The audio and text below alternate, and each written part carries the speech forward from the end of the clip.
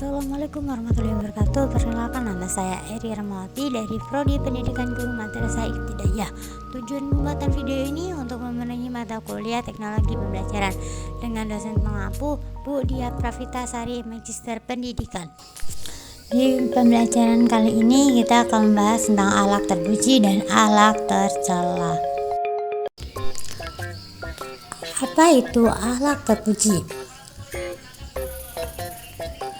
Alat terpuji disebut juga alat mahmudah, yaitu segala macam bentuk, perbuatan, ucapan, dan perasaan seseorang yang bisa menambah iman dan mendapatkan pahala. Alat mahmudah merupakan alat yang mencerminkan ajaran Rasulullah Shallallahu Alaihi Wasallam. Apa saja macam-macam alat terpuji? Yang pertama, pemaaf. Yang kedua, saling tolong menolong. Yang ketiga, menjaga lisan. Yang keempat, dapat dipercaya. Kelima, sabar. Keenam, jujur atau benar. Yang ketujuh, sopan santun. Yang kedelapan, menghormati orang lain. Yang kesembilan, adil. Dan yang kesepuluh, syukur. Yang pertama, pemaaf. Sifat pemaaf adalah alat yang sangat dianjurkan dalam berhubungan sosial, karena memaafkan kesalahan orang lain adalah sesuatu yang berat untuk dilakukan.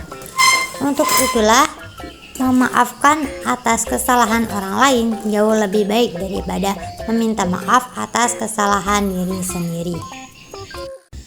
Yang kedua, saling tolong menolong, yaitu komunitas manusia yang bersifat homogen.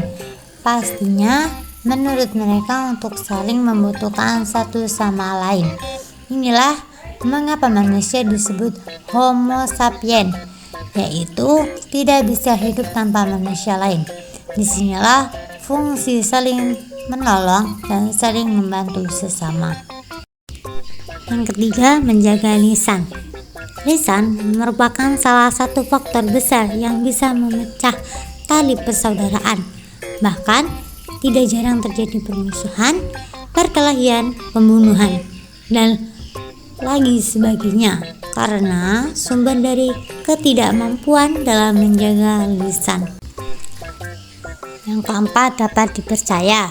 Sifat amanah berarti memberikan kepercayaan diri kepada orang lain melalui ucapan dan tindakan yang dilakukan, di mana ucapan dan tindakan tersebut berkesesuaian. Lawan dari sifat amanah adalah sifat khianat, yang merupakan salah satu tanda orang munafik. Yang kelima, sabar. Sabar diartikan sebagai sifat tabah dalam menghadapi segala macam bentuk cobaan hidup dan musibah yang menimpa. Sifat sabar memang sangat berat, kecuali bagi orang-orang yang memiliki fondasi hati kuat. Yang keenam, jujur atau benar. Sidku diartikan sebagai benar dan jujur, baik dalam perkataan, perbuatan, dan hati. Kejujuran adalah alat yang sangat penting dan harus dilestarikan dalam mengiringi berbagai macam aktivitas kehidupan kita, karena praktek-praktek kejujuran sudah mulai punah dari masa ke masa. Yang ketujuh, sopan santun. Sifat tawadu adalah perwujudan dari sifat takdim.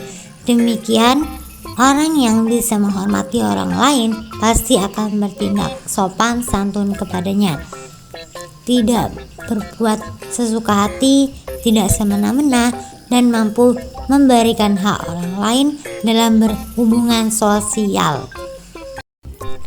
Yang kedelapan, menghormati orang lain. Dalam berhubungan sosial, semua orang pasti ingin dihormati dan dihargai.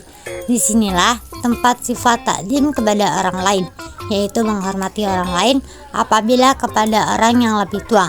Sedangkan orang yang lebih tua juga harus mampu menghargai orang yang lebih muda. Dengan demikian, maka akan tercipta saling toleransi antara sesama. Yang kesembilan, adil.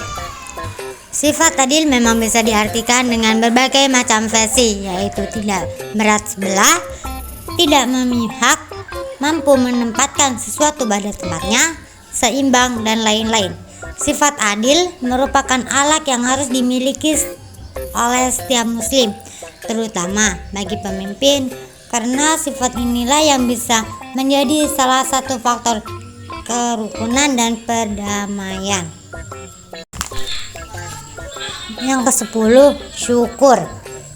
Syukur diartikan sebagai wujud dari rasa berterima kasih kepada Allah Subhanahu wa Ta'ala atas segala rahmat dan nikmat yang Dia berikan dengan menjalankan semua perintahnya dan menjauhi larangannya. Wujud rasa syukur diungkapkan dengan perkataan, perbuatan, dan hati, sedangkan lawan kata dari syukur adalah kufur. Lalu, apa itu akhlak tercela? Akhlak tercela adalah semua sifat dan perbuatan yang dilarang oleh Allah karena akan mendatangkan kerugian baik bagi pelakunya ataupun orang lain. Apa saja macam-macam akhlak tercela? Iri hati, tidak senang orang lain memperoleh nikmat. Misalnya iri terhadap tetangga yang kaya dan iri terhadap orang lain sukses dalam usaha dan sebagainya.